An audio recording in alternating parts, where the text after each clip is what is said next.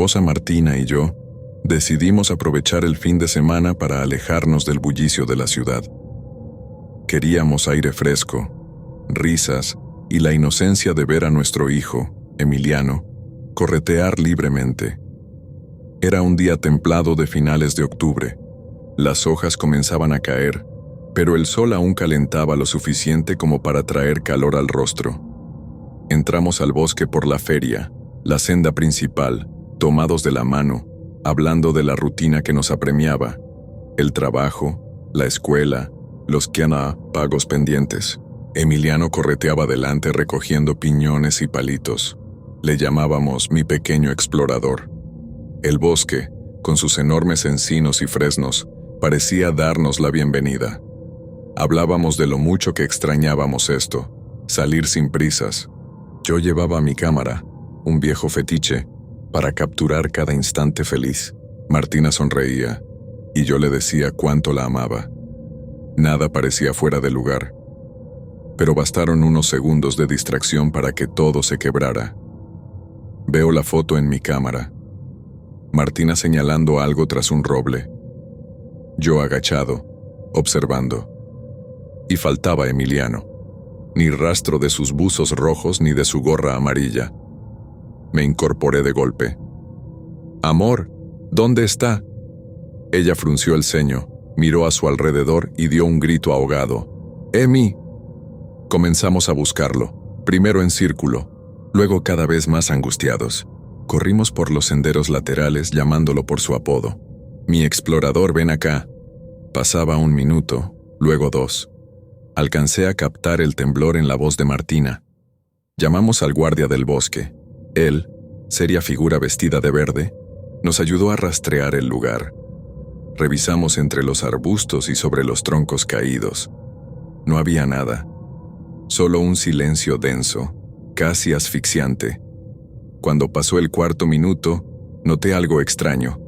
Un silencio absoluto. Ni los pájaros cantaban. El guardia nos pidió que nos calmáramos. Dijo que tal vez por el locuaz viento los pájaros se habían callado, pero su mirada no convencía. Y entonces lo encontramos.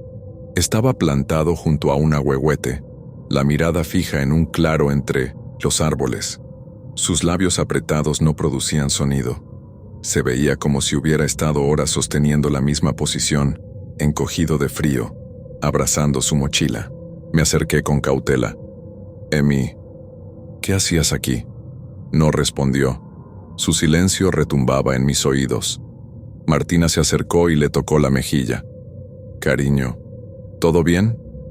Él ladeó la cabeza y por fin dijo algo en voz baja.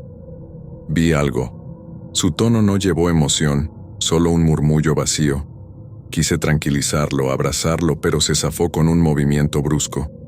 Parecía más viejo en esos instantes, como si el vacío en sus ojos contuviera siglos de soledad. El guardia sugirió llevarlo al puesto de primeros auxilios. Caminamos juntos, pero Emiliano no habló en todo el trayecto. Yo cargué la cámara. Pensaba en la foto del claro, un espacio entre los troncos donde la luz danzaba.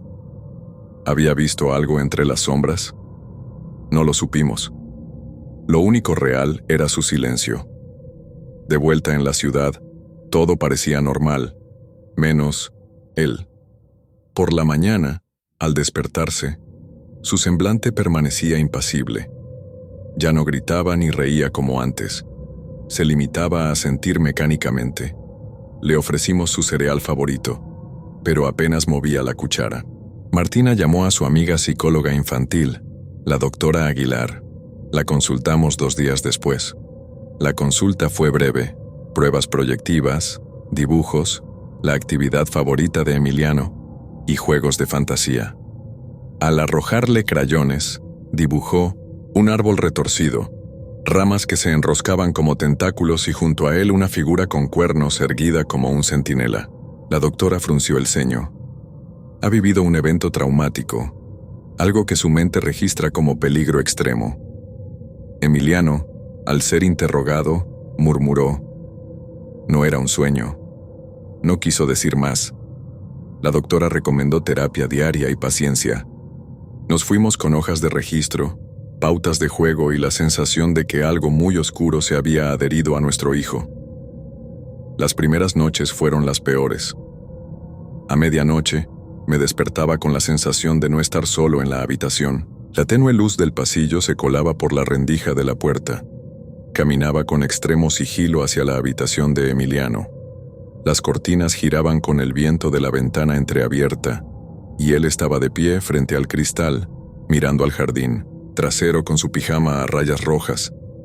«Emi», susurraba, «vuelve a la cama». Él no se inmutaba. La sombra de su perfil se recortaba contra el cristal como un espectro infantil. Sus ojos, al girarse, me taladraban. No había miedo, solo contemplación. Y en su mano pequeña sostenía un trozo de carbón, con el que dibujaba simbolitos en el vidrio, líneas en forma de zigzag y un círculo con 2 cuernos. Aquella noche, me sentí tan frágil que salí disparado y cerré la ventana, lo abracé con fuerza. Pero no habló. Lloré, convencido de que la pesadilla no terminaría. En la escuela, la maestra de Emiliano llamó a casa. Su comportamiento era extraño. En clase pasaba horas dibujando árboles góticos en su cuaderno de caligrafía, y en el recreo se quedaba inmóvil junto al portón, mirando el césped. No interactuaba con los demás niños. Le faltaba la chispa que antes lo hacía correr y jugar. La directora sugirió una evaluación pedagógica y social. Yo tomé un día de permiso y fui a la escuela. Encontré su cuaderno cubierto de garabatos, y al pasar las páginas, descubrí un texto breve escrito con la letra infantil. «Están ahí. Me llaman. El cuervo me trae mensajes. La senda oscura no termina». Un escalofrío me recorrió la espalda. ¿Cuervo? ¿Senda oscura? Ese lenguaje, infantil pero cargado de maldad, no era propio de un niño de 6 años. Le tomé una foto al papel, lo arranqué y me lo guardé en la chaqueta. Salí sin despedirme de la directora, con el corazón encogido. Decidí volver al bosque de Chapultepec. Martina me acompañó, incrédula y asustada. Regresamos al claro, donde lo encontramos. La luz de la mañana transformaba la escena. Un banco de madera yacía allí, y un afluente seco serpenteaba en medio de la maleza. Noté que, entre las hojas aparecían pequeños charcos oscuros como manchas de tinta. Caminamos en silencio, hasta que vislumbré, a la vera del sendero, un trozo de carbón casi idéntico al que vi en su mano. Lo recogí, cubierto de polvo, vegetal, pero sin huellas mías. Junto a él, restos de plumas negras. «Plumas de cuervo», susurró Martina. Encontramos huellas diminutas, como de zapato escolar, hundiéndose en la tierra húmeda. No eran las de Emiliano. Aquellas eran rectas, casi mecánicas. Seguimos las huellas hasta un caminito tapizado de raíces. La maleza estaba tan tupida que apenas entraba luz. Un aire frío nos recorrió y sentí, por un instante, el murmullo de un susurro, como si alguien invocara su nombre. «Emi, Emi». Sentí pánico. Tomé la mano de mi esposa y salimos corriendo, dejando atrás el trozo de carbón y las plumas. De regreso a casa, determinamos encerrar las ventanas y sellar rendijas. Compramos luces nocturnas y aromatizantes para el cuarto de Emiliano, buscando espantar la oscuridad, pero nada calmaba su mirada vacía. Cada noche volvía a dibujar árboles con cuernos. Recuerdo uno en particular. El tronco tenía un agujero, y de allí brotaba un par de ojos rojos. Lo colgó en su pared con cinta adhesiva, sin avisarnos. Lo vimos cuando ya estaba dormido. Le preguntamos por qué lo hizo. «Él me lo pidió», contestó sin mirarnos. Martina se derrumbó en el sillón. Yo iba y venía, sin hallar consuelo. Busqué información sobre el folclore mexicano, espíritus del bosque, duendes, nahuales. Todo me conducía a leyendas de presencias malignas que devoraban la inocencia de los niños. Pero siempre se describían como ruidos, susurros, risas. Nunca concretaban una forma, hasta que hallé algo sobre un espíritu cornudo que habita los bosques milenarios, capturando la esencia vital de la infancia para fortalecerse. Sentí náuseas. Aquella madrugada escuché un galope en el techo. Me incorporé, palpitaciones al límite. Corrí a la habitación de Emiliano. Las cortinas se movían sin viento, y él estaba arrodillado en el suelo con la mano extendida hacia la ventana. «No es él», decía, con voz temblorosa. «Es otro». Apreté el interruptor, encendí la luz. El dibujo de los cuernos brillaba, con un tinte rojizo que dolía en la mirada. Vi algo moverse en el cristal, 2 manchas negras que se desplazaban. Me acerqué, y de pronto, un picotazo seco retumbó, como un pico golpeando el vidrio. Salté atrás y vi una garra alargada y un ojo pequeño, brillante, una cabeza encapuchada por plumas negras, un pico curvado, el cuervo. Detrás, asomaba una figura informe, más allá del vidrio, con cuernos. Martina entró corriendo, frenó, en seco. El cuervo retrocedió y voló fuera del cuarto lanzando un graznido áspero. Nos quedamos paralizados, agarrados al borde de la cama. Al día siguiente, o lo que quedaba de él para mí, llamé a la doctora Aguilar. Le expuse los hechos, pero no supo qué decir. Insistió. ¿Evento traumático? ¿Alucinaciones? Le conté lo del cuervo, la figura.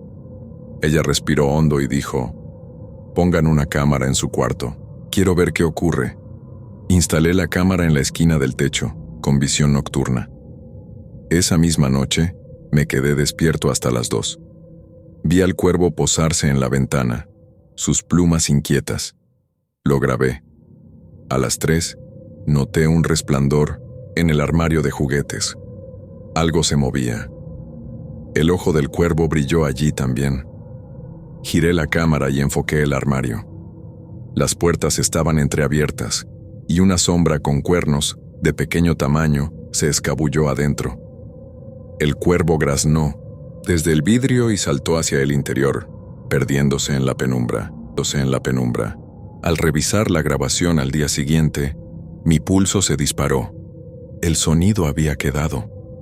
Un graznido que, medido en el espectro acústico, no correspondía al de ningún animal conocido.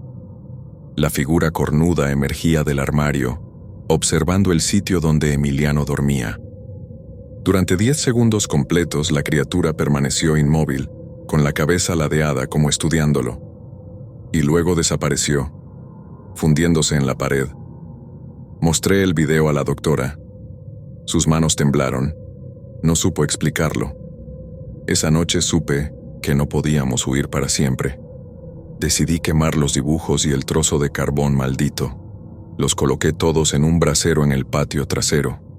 Martina y yo rezamos, invocamos cualquier fe que tuviéramos. Se hizo humo negro. Alrededor el ambiente se volvió gélido. De pronto un aleteo furioso sacudió el interior de la casa. Salimos corriendo, pero el brasero se apagó solo, sin dejar cenizas. Todo se evaporizó. Regresamos al cuarto de Emiliano. Él dormía plácido, la respiración serena. En su mesita, bajo la lámpara, el dibujo había reaparecido. El árbol de cuernos, más perfecto que nunca. Me acerqué y leí en la parte inferior: «Gracias por invitarlo». La sangre se heló en mis venas. Él se despertó y sin mirarnos susurró: «Ahora vivirá con nosotros». En ese instante, la cama se hundió en un crujido, como si algo se colara debajo. Una sombra alargada invadió la habitación proyectándose en la pared. Era la criatura cornuda, solemne, con sus ojos rojos fijos en mí. Quise gritar, pero el aire me faltó. Hoy, Emiliano es un niño normal. Sonríe y juega.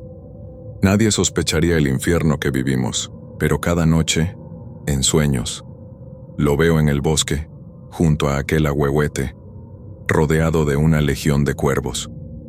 Su risa infantil retumba entre las ramas. A veces, despierto con la sensación de que a mi lado hay algo más en la cama. Y en mi escritorio, aún guardo la foto del claro, un destello entre los árboles como un ojo maligno. No sé si todo fue real o si nuestra mente fracturada tejió esa visión, Solo sé que, cuando cierro los ojos, escucho un susurro. No era un sueño. Y me pregunto si, en algún lugar hay un portal al bosque que se abre con cada dibujo, con cada cuervo, con cada niño que mira al vacío y decide no regresar del todo. Porque Emiliano volvió, pero cambió. Y algo oscuro vive ahora dentro de él, y quizá dentro de mí.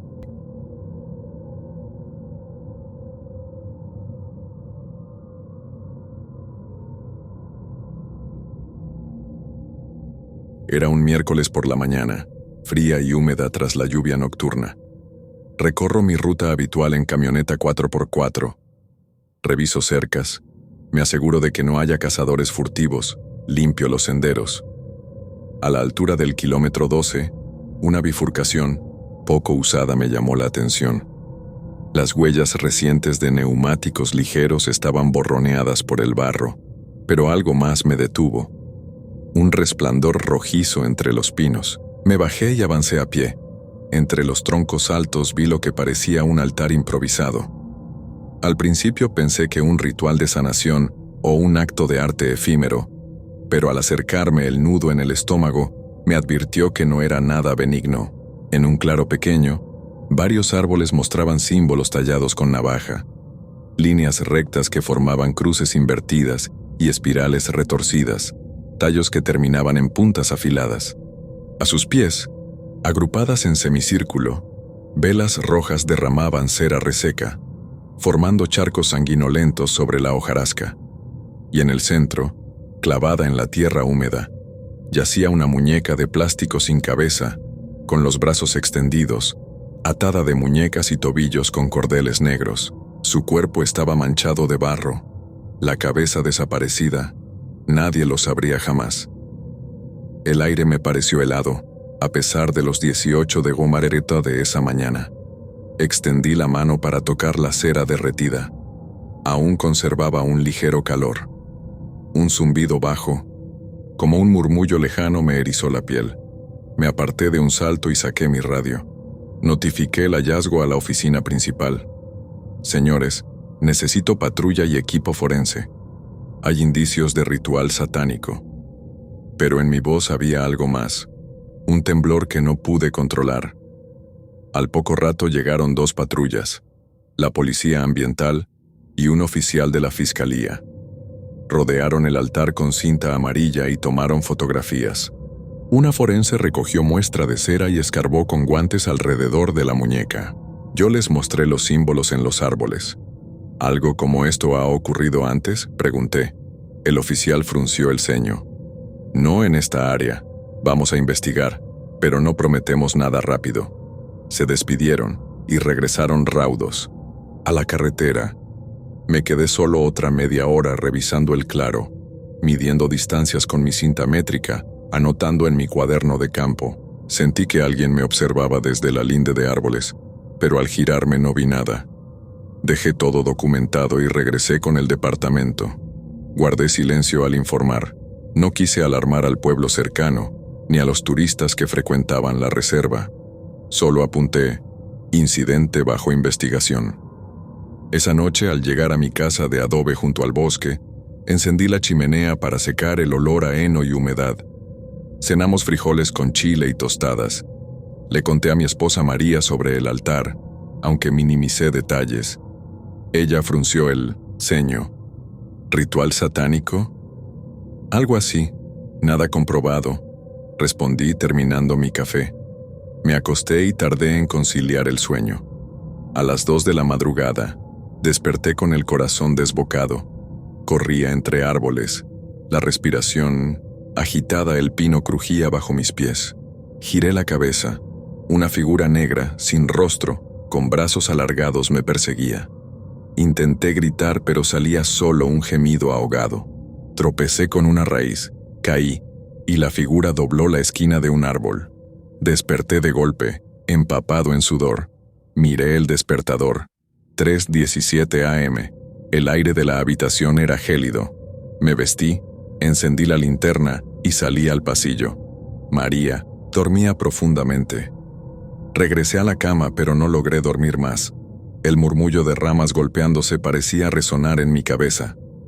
2 noches después, el patrón se repitió. Soñé lo mismo. Corría, sentía fuerza en las piernas, pero no avanzaba. Estaba atrapado. El ser negro me acechaba, siempre un paso detrás. Esta vez, al girarme, distinguí algo. Llevaba puesta una capucha, pero al caer al suelo, la capucha se deslizó, revelando una cara infantil con los ojos limpios e inexpresivos. Un niño. Abrí los ojos, contuve un sollozo. María me tocó el hombro. ¿Estás bien? Otra pesadilla. Es como si el bosque me llamara, murmuré. Ella acarició mi brazo, pero yo sabía que algo me había marcado en aquel altar. Algo que ahora se había adueñado de mis sueños. Al día siguiente decidí volver al claro antes del amanecer, con mi linterna y cámara. La idea de que todo quedara en una carpeta oficial y no se investigara me enojaba. Llegué con la primera luz y revisé. La cinta amarilla seguía allí, descolorida. Sobre la muñeca sin cabeza habían colocado una bolsa plástica con un sello, de evidencia. A un lado, planté silenciosamente mi cámara para grabar la zona en timelapse. Mientras caminaba alejándome 5 metros, un cuervo negro graznó desde la copa de un encino cercano. Sentí un escalofrío. Esos pájaros eran raros en esta parte del monte. Encendí la grabadora de voz en mi chaleco. Informe extraoficial, presencia de fauna inusual. Animales atraídos por la cera de las velas, quizá. Pero algo me dice que no es natural. Regresé a casa antes de que el sol iluminara el camino. Reproduje la grabación. Se escuchó un crujido seco justo a las 7:02 am, seguido de un susurro ininteligible, como un murmullo de voces. Subí el volumen, ajusté los bajos. Seguía sin entender palabras, pero sonó como un coro de infantes gritando, «¡Ven! ¡Ven!». Ese día empecé un diario personal. Apunté fechas, horas, sensaciones. Incluso dibujé los símbolos tallados en los troncos, tratando de descifrarlos.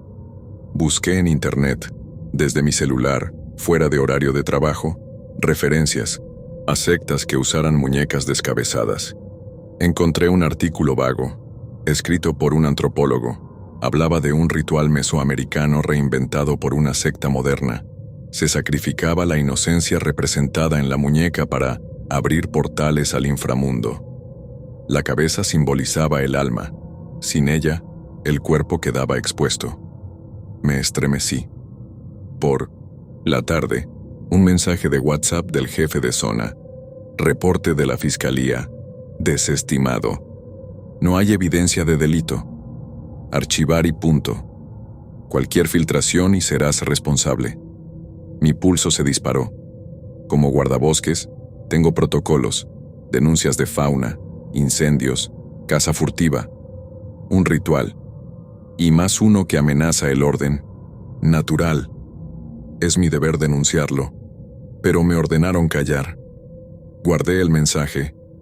No renunciaría sin saber más. Las noches siguientes, las pesadillas se intensificaron. Empezaron a repetirse fuera del sueño. En las guardias nocturnas, giraba la cabeza al oír pisadas. Veía sombras que se alejaban entre los pinos. En el módulo de vigilancia revisé las cámaras fijas.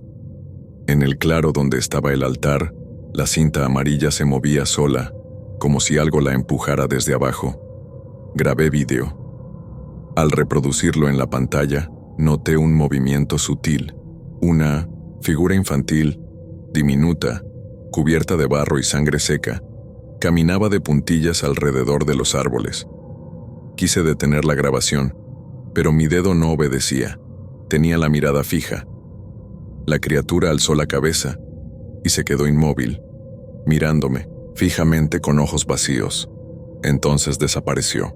La transmisión quedó en negro un par de segundos y volvió a la normalidad.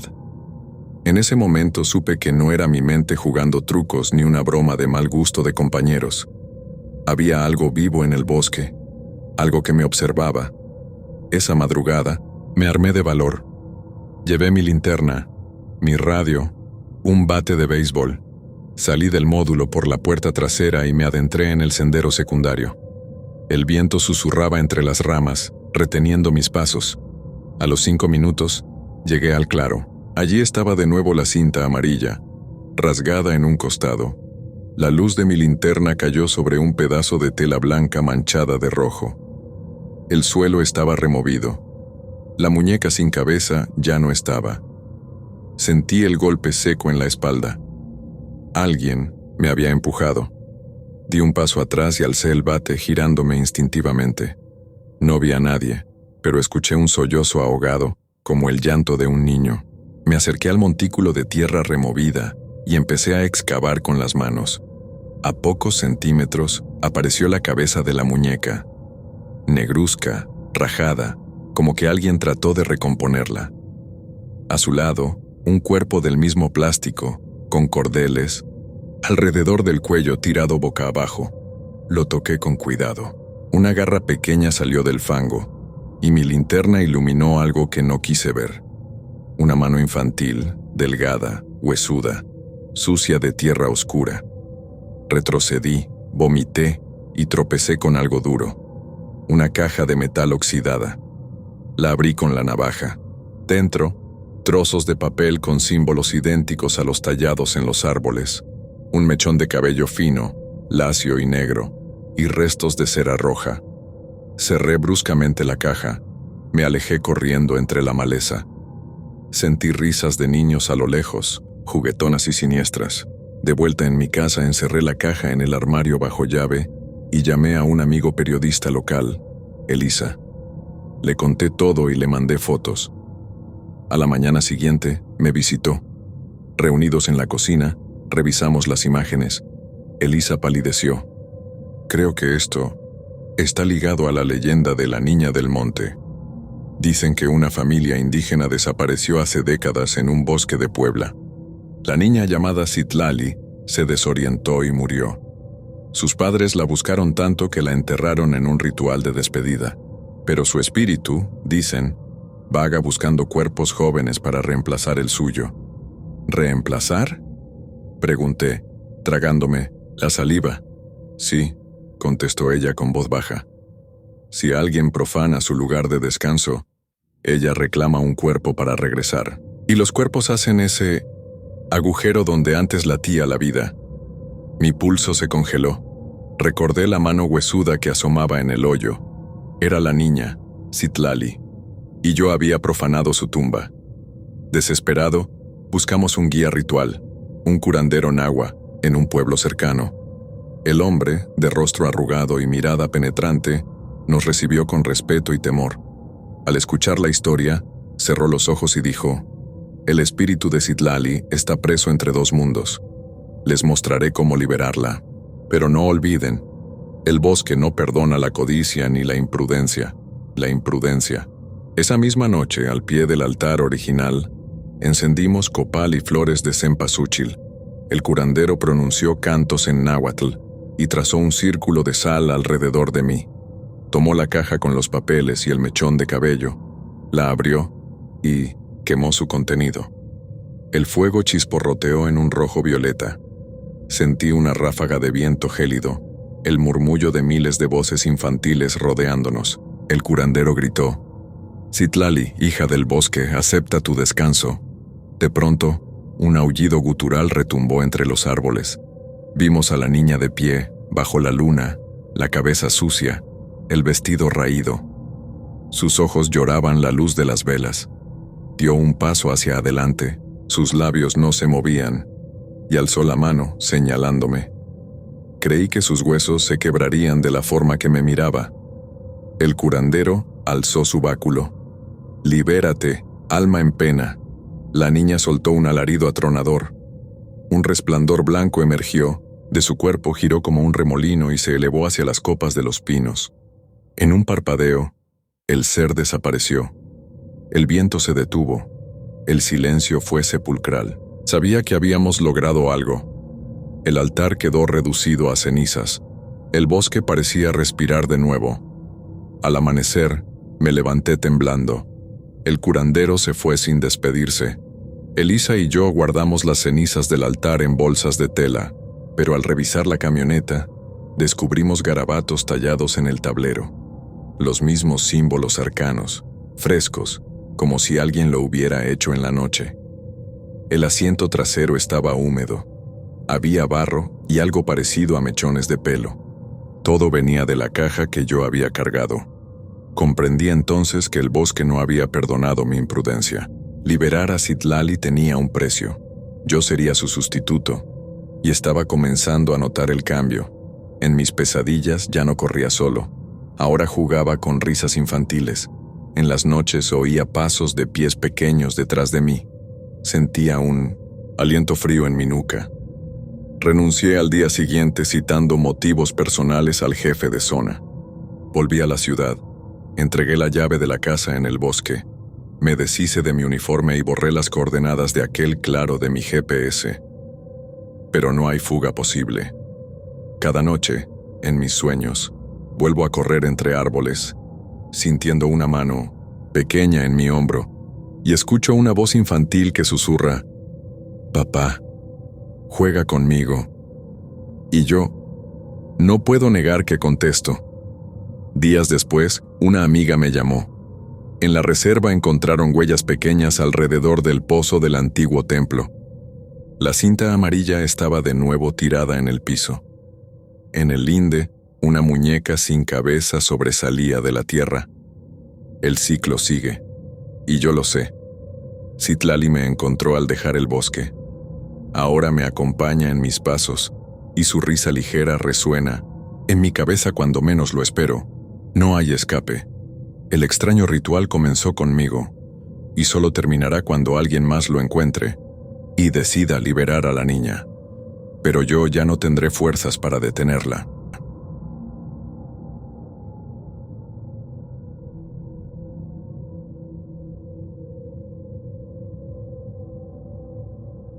Salí de la oficina aquella tarde anodina, cargando una mochila con provisiones y un ánimo de desconexión. Casualmente, era puente, y los bosques cercanos a la ciudad bullían de campistas. Mi intención era simple: pasar el fin de semana acampando, leer, recuperar el aire puro y alejarme del tráfico y las pantallas. Contraté un lugar discreto, en una zona retirada de la Marquesa, donde los senderos apenas eran huellas y el teléfono perdía señal. Monté mi tienda cerca de un arroyo seco, entre pinos erguidos que alzaban sus ramas como brazos suplicantes. El sol se filtraba oblicuo, dorando las agujas de los árboles, y la brisa olía a tierra mojada. Durante la tarde, caminé por un sendero embarrado, exploré cuevas pequeñas y contemplé el horizonte nublado. Todo era paz. El murmullo del viento y el crujir de hojas secas componían mi banda sonora. Al caer la noche, encendí una fogata diminuta y cociné frijoles con chorizo. En el interior de la tienda, acomodé mi saco de dormir y mi linterna. Antes de dormir, repasé mentalmente la caminata del día siguiente. Llegaría al mirador de la cima del Cubil, escribiría en mi cuaderno y bajaría con calma. Apagué la linterna. Una quietud absoluta abrazó el campamento. Desperté a medianoche con un murmullo suave, un lamento, cálido y ceñido por la neblina que se colaba entre los árboles. Saqué la cabeza de la tienda. La noche era densa, la luna apenas una guija entre la bruma. No había otros campamentos cerca, sin fogatas, sin voces. El murmullo se repitió, más cercano, como una queja ahogada. Tomé mi linterna y salí despacio, pisando con cuidado las ramas secas. Avancé en línea recta, guiado por el sonido, hasta que vislumbré una figura. Una mujer alta, erguida, ataviada con un vestido negro de corte antiguo, de telas pesadas y encajes ajados. Tenía el rostro pálido, gafas oscuras, o tal vez eran sus ojos hundidos, y su pelo negro caía lacio hasta los hombros. No caminaba, parecía flotar entre la neblina. Mi corazón saltó en el pecho. Apunté la linterna. El haz tembló. Ella giró la cabeza lentamente, sin mostrar expresión, como un títere articulado. Abrí la boca para hablar, para ofrecer ayuda, pero las palabras se me ahogaron. Al querer dar un paso adelante, la mujer dio un suave movimiento de manos y se desvaneció en la humareda tenue, como si nunca hubiera existido. Di un paso al frente temblando. No había rastro de huellas, ni de pisadas hundidas en la hojarasca. El silencio regresó intenso, y el murmullo se disipó. Revisé mi reloj. Marcaba las 1:13 a.m. Pensé que había sido un truco de la mente, una confusión en la penumbra. ¿Será? El cansancio. Me repetí, respirando hondo. Regresé a la tienda y me acosté, luchando contra la intranquilidad. El propio golpe de mi corazón retumbaba en mis oídos. Cerré los ojos y, tras unos minutos, me dormí. En sueños, aún veía el vestido oscuro, el rostro inexpresivo y la neblina abrazándola. A la mañana siguiente, la niebla se disipó con el sol. Caminé hasta el arroyo y recogí agua fresca. El bosque lucía inofensivo, pájaros trinando, un conejo cruzando el sendero. Pero yo tenía la mirada clavada en las sombras de los pinos. No conté a nadie mi aparición. Pensé que, al relatarlo, me tacharían de loco. Mejor reservaría aquel encuentro para mi diario personal. Pasé el día explorando, dibujando los troncos retorcidos y anotando ideas. Al regresar al campamento comprobé mi linterna. Había arañazos en la carcasa, como si algo la hubiera marcado. Fruncí el ceño. No recuerdo haber tropezado. Guardé la linterna junto a mi mochila y encendí nuevamente la fogata. Al anochecer, un grupo de jóvenes se instaló cerca, 3 chicas y 2 chicos riendo y preparando malvaviscos. Los oí comentar. ¿Viste? Se ve una mujer de negro entre los árboles. Desaparece. Dicen que apareció hace semanas, siempre igual. Velas. Una foto. Es el espíritu de alguien. Mi pulso se aceleró. ¿Los había oído bien? Me acerqué respetuosamente y pregunté. «Perdón, ¿pueden repetirlo?» Me contaron que habían acampado otros fines de semana y en madrugadas sucesivas vieron a esa mujer. Además, encontraron velas rojas derretidas en el suelo y una fotografía antigua clavada en un tronco, exactamente donde ella aparecía. Dijeron que pertenecía a una familia que había visitado el bosque en los años 60 y que una joven de luto había desaparecido tras una riña familiar. Algunos murmuraban «asesinada» o «fugó con su amante». Nadie lo sabía con certeza. Segundo día decidí correr el riesgo. Armé mi mochila y me adentré al punto donde, según los campistas, la mujer solía pararse. Avancé por un sendero estrecho, las huellas de neumáticos lejanas. Tras cruzar un claro, encontré un círculo de velas rojas, planas y derretidas, en la hojarasca. Lo inspeccioné con cuidado. La cera aún estaba tibia. A mi derecha, clavado en un roble, había un recorte de papel amarillento, protegido por una lámina transparente. Me acerqué y lo extraje con guantes. Era una fotografía en blanco y negro, de mala calidad. Una mujer joven, elegantemente vestida, con un vestido negro y un velo que le cubría la cabeza y los hombros. Miraba a la cámara con una tristeza tan profunda que sus ojos parecían negros pozos. Al reverso escrito a mano leí: María Teresa, 25 de junio de 1964. El papel crujió al doblarlo como una advertencia. Un escalofrío me recorrió la nuca. Levanté la mirada hacia los árboles. La neblina comenzaba a formarse de nuevo, fría y lenta. Guardé la foto en mi bolsillo, junto a la linterna y mi bloc de notas. Sentí la urgencia de regresar, pero algo me detuvo. Un susurro apenas audible como un gemido infantil, proveniente de un barranco cercano. Esa noche, antes de dormir, coloqué la foto bajo mi almohada. Pensé que, si aquello era un espíritu, tal vez quería ser recordado. Caí en un sueño intranquilo. Soñé que iba corriendo por el mismo claro de velas, con la neblina arrastrándose como serpientes. A mi lado, la mujer de luto caminaba en silencio.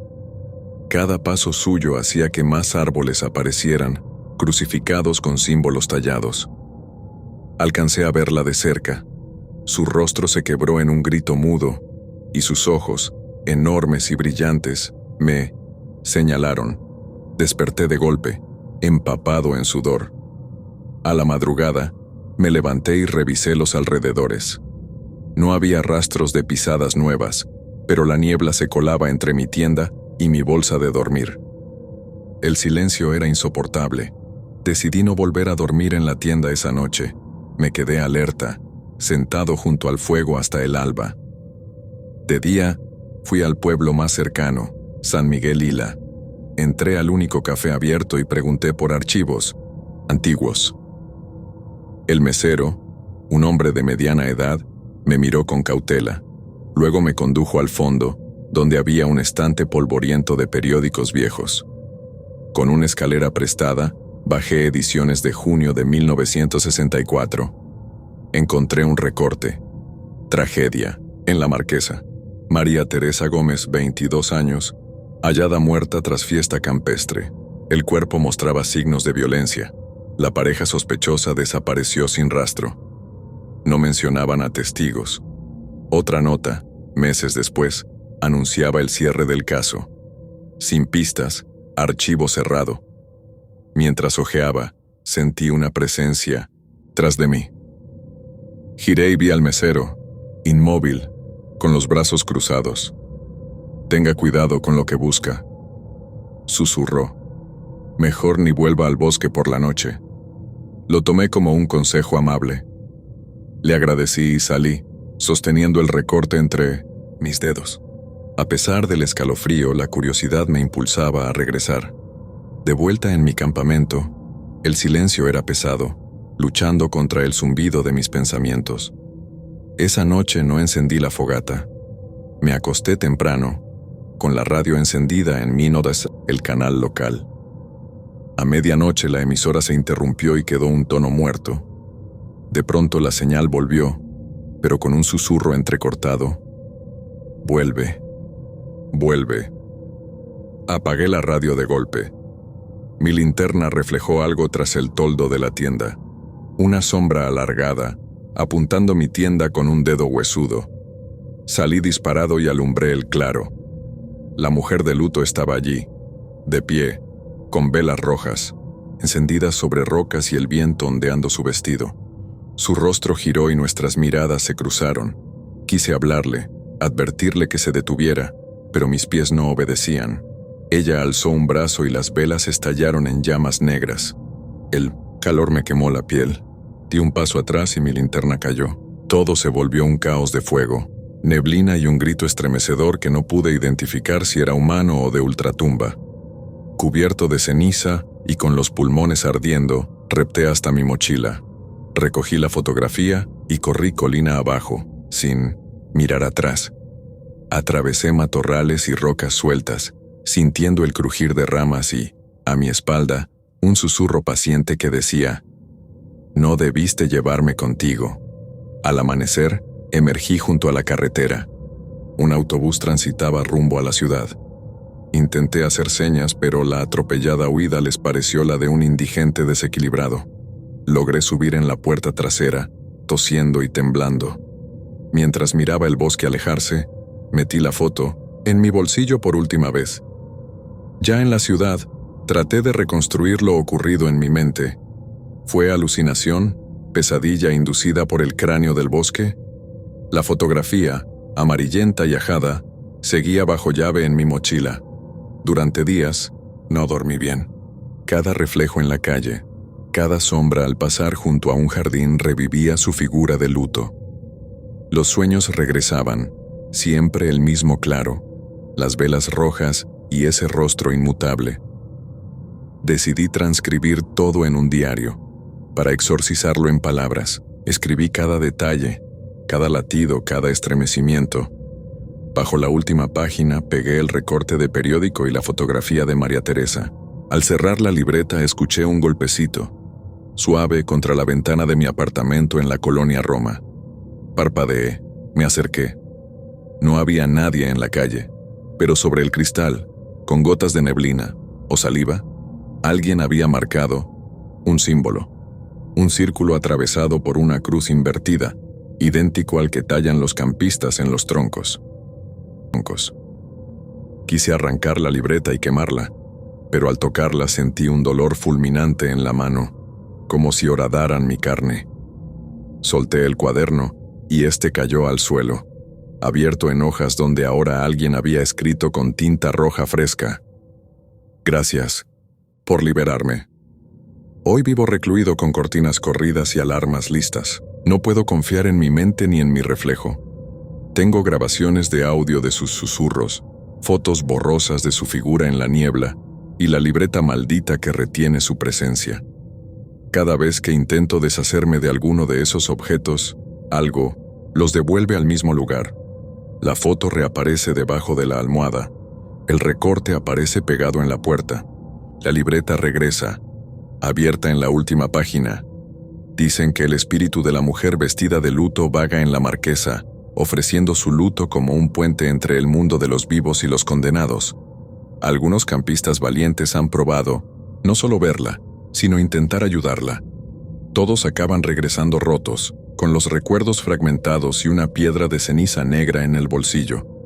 Yo, en cambio, traje su pena conmigo. Y cada noche, en mi ventana empañada, distingo la forma de un vestido negro flotando en la vereda.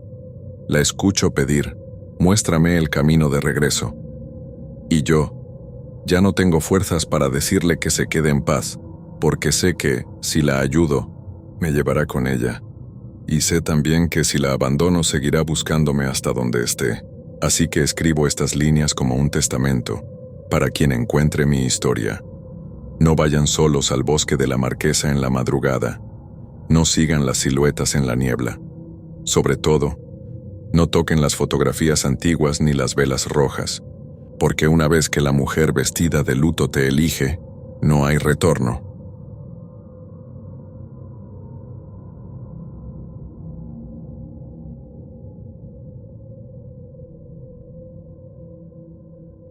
Salí de la ciudad un viernes al mediodía. El sol caía oblicuo tras el Iztaccíhuatl y el Popocatépetl, dibujando siluetas de fuego en el horizonte. Mi nombre es Adrián. Llevo 10 años guiando grupos de cazadores en la zona de los volcanes, Estado de México. Aquella vez me acompañaban 2 amigos de la infancia, Hugo y Chino Ramírez, con sus perros de caza, Frida, una braca alemana, y Lobo, un sabueso mezcla de mestizos. Planeábamos unos días de liebre y venado como siempre, madrugones, rastros, fogata, cazuelas de comal. Esa tarde montamos campamento en un claro a 2.900 metros de altura, cerca de un arroyo helado que serpentea al pie de un bosque de pinos. Erigimos la tienda, acomodamos los equipos de caza y salimos a revisar rastros. Nada extraño.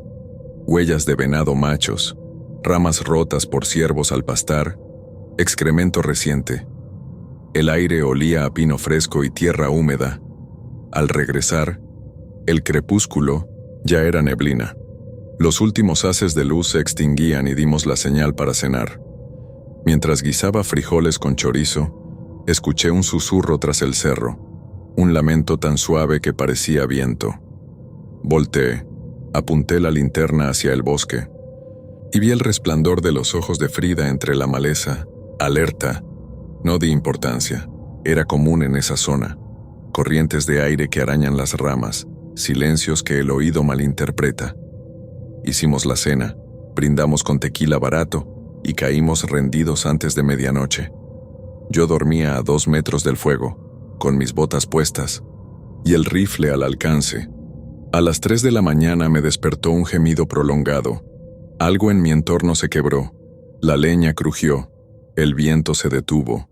El lamento comenzó suave, como una mujer que llora en un parto. Luego subió en intensidad, hasta volverse rugido. El claro retumbó con un grito gutural que heló mi sangre.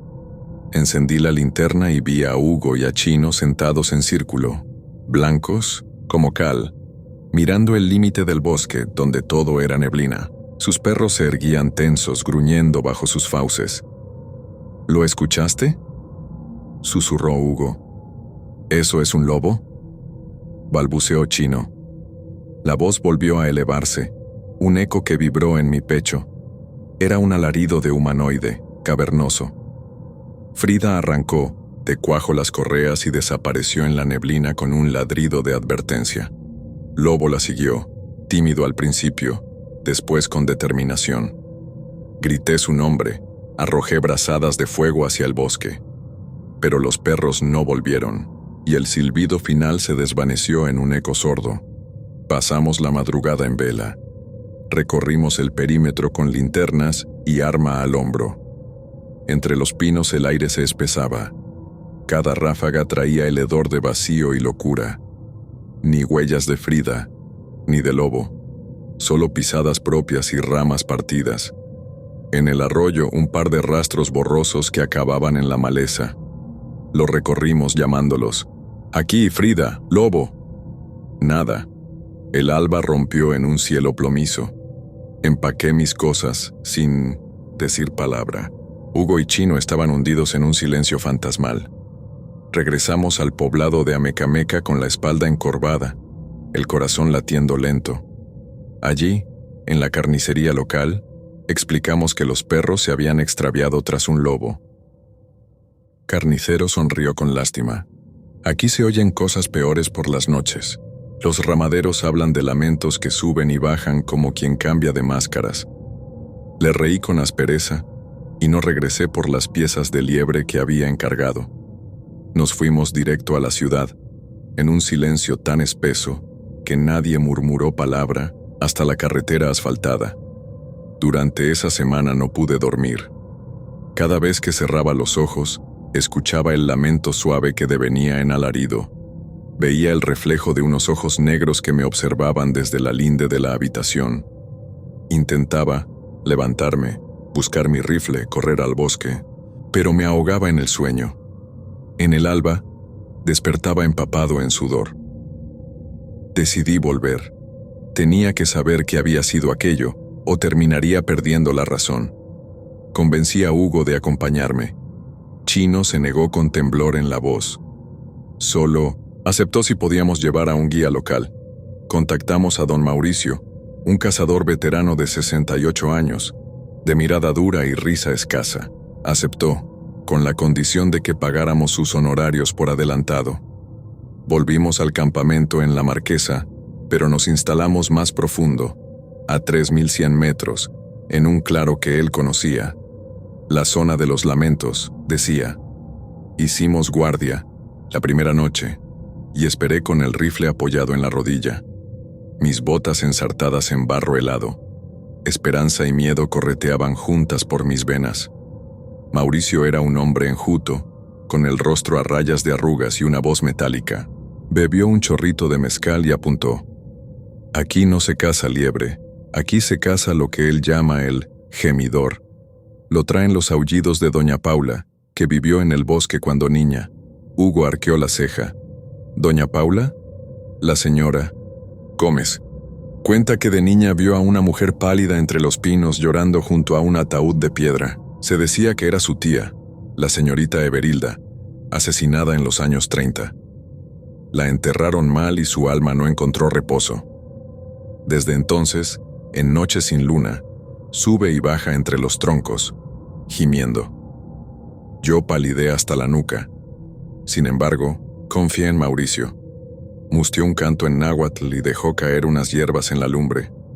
El humo olía a almizcle y tierra mojada. Dijo, las voces empiezan dulces para engañar al cazador, luego lo transforman en presa. Nos tendió un círculo de sal y plumas de cuervo. A la larga noche le llamaba el juicio del lamento. La luna nueva se alzó sin brillo. A medianoche, el viento cesó. En la penumbra, escuchamos el primer sollozo. Delicado, como el crujir de un rosal seco. Luego se alzó en un aullido tan gutural que vibró en mis huesos. El grito explotó contra los pinos, y los ecos regresaron tergiversados, lacerantes. Apunté mi linterna. Casi se consume el haz, pero lo suficiente para ver una figura entre la neblina baja, una silueta femenina, de piel tan blanca que resplandecía a contraluz. Vestía un vestido antiguo, raído, y el pelo suelto, repleto de agujas de pino. Sus ojos, negros como hollín, fijos en mí. Retrocedí. El rifle vibró en mi hombro. «¡Quieto!», susurró Mauricio con voz de trueno. «No le respondas». La figura se deslizó hacia nosotros gimiendo. Hugo retrocedió. Tropezó con la sal. La mujer extendió las manos. Sus uñas parecían garras. En un instante entró en el círculo, ignorando la barrera. Un estremecimiento electrificó el aire. El grito se volvió carcajada, hueca y escalofriante. Entonces, un giro inesperado. La mujer alzó la cabeza, revelando una mandíbula alargada y una hendidura donde debían ir sus ojos. Soltó un gemido pernicioso y se deshizo en un remolino de ceniza negra que arrancó las plumas del círculo. La barrera de sal quedó rota, tendida como golosina pisoteada. Mauricio intentó clavar un puñal en el suelo, recitando conjuros. Yo corrí con el rifle, disparé al aire para espantarla, pero los disparos se ahogaron en el eco de los volcanes. La neblina se cerró como una bóveda en torno a nosotros y perdimos el sitio. Hugo gritó, tropezó, cayó. Vi una mano que surgió del suelo, pálida, huesuda, tirándolo con fuerza. Logró zafarse, corrió hacia mí. «Adrián, vámonos». Corrimos bosque adentro. El tronco de un pino retorcido me golpeó el muslo y casi caigo. Atrás, la cacofonía de lamentos nos alcanzaba envolviéndonos.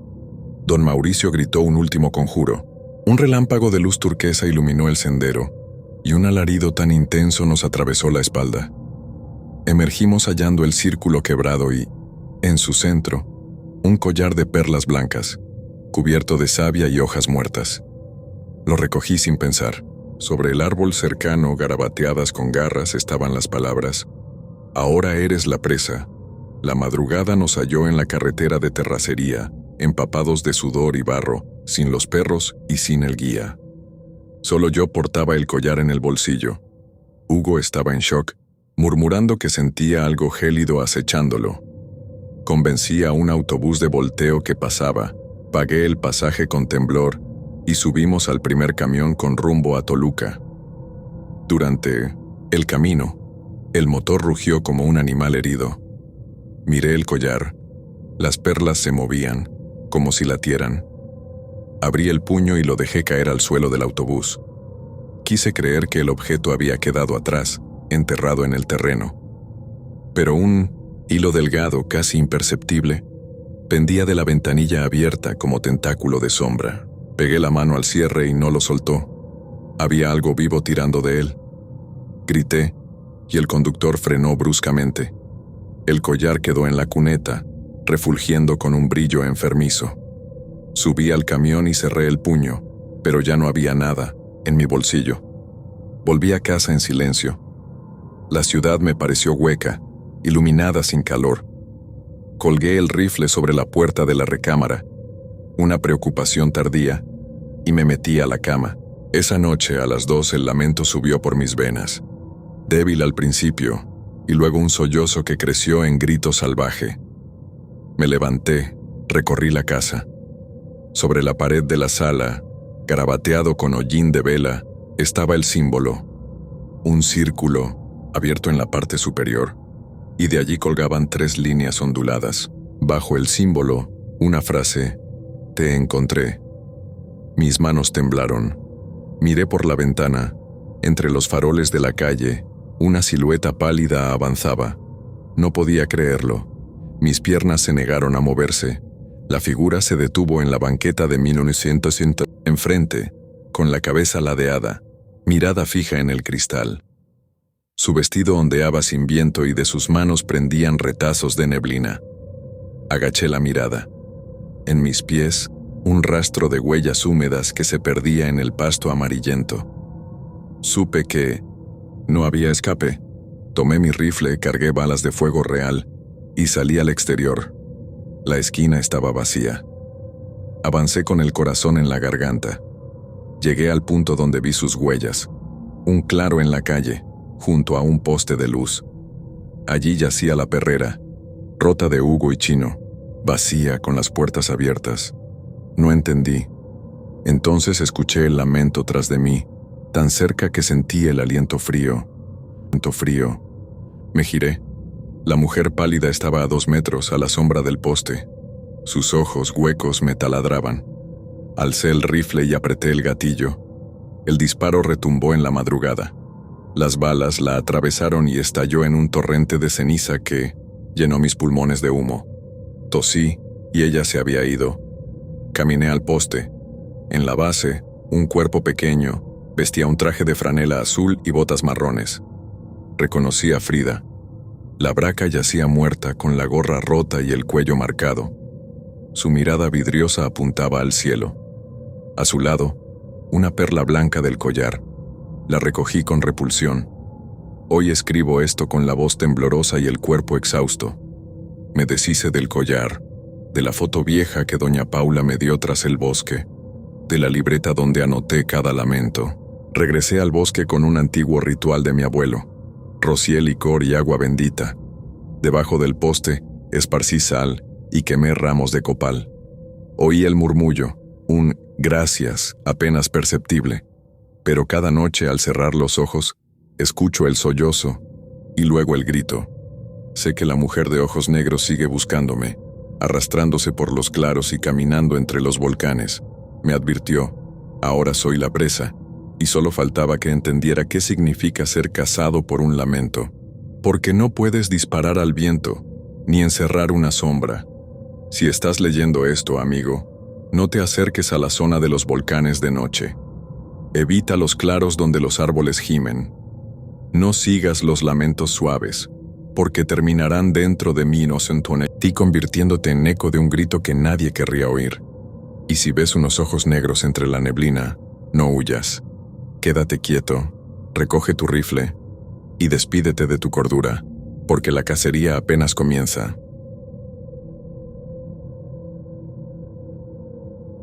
Y ahora dime, ¿te atreverías a adentrarte solo en ese bosque después de lo que acabas de escuchar? Las leyendas muchas veces nacen de la imaginación, pero otras esconden verdades que nadie se atreve a contar. Si te gustó esta historia, suscríbete y activa la campana para más relatos que no te dejarán dormir. Y recuerda, lo que parece una sombra, a veces te está mirando de vuelta.